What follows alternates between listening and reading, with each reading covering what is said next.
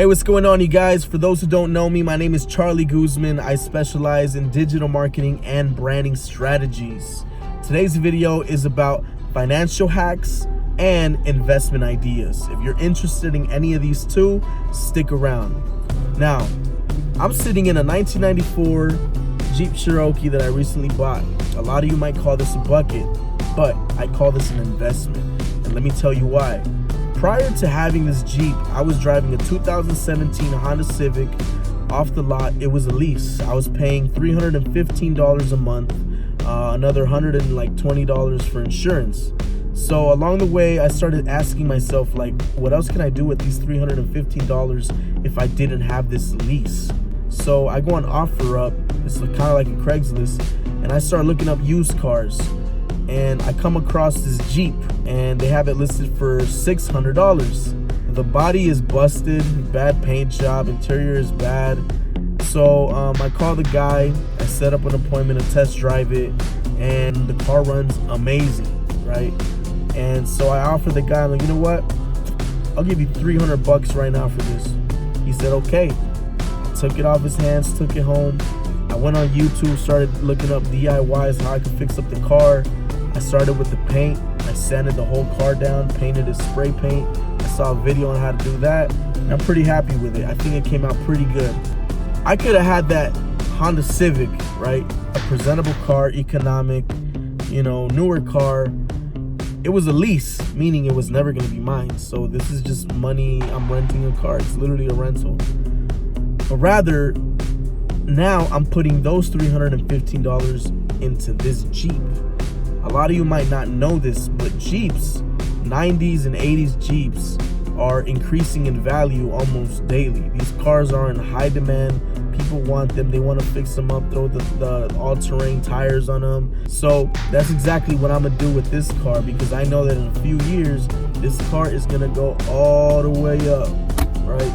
And that's the plan, right? To sell this car in a few years, and I'm gonna get a really good turnaround out of it. I'm gonna enjoy the car, and I'm still gonna get a lot of money out of this.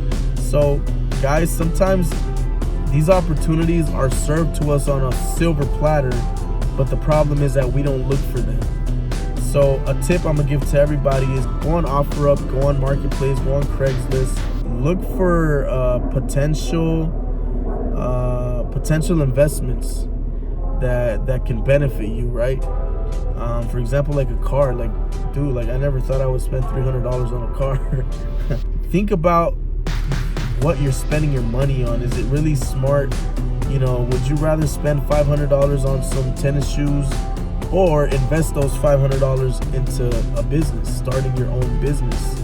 A lot of us, we want to, think like entrepreneurs. We're over here acting like, oh, I'm gonna start my own business, but I gotta save up a little bit of money. And at the end of everything, we just start sleeping on these ideas because of the money, because we don't have the money to start up the business. So instead of throwing all this money away on stuff we don't need, how about let's invest that money into something that's gonna benefit our future? There's always a way. There's always a way. So yeah, guys, I encourage everybody to really think about what you're investing your money in.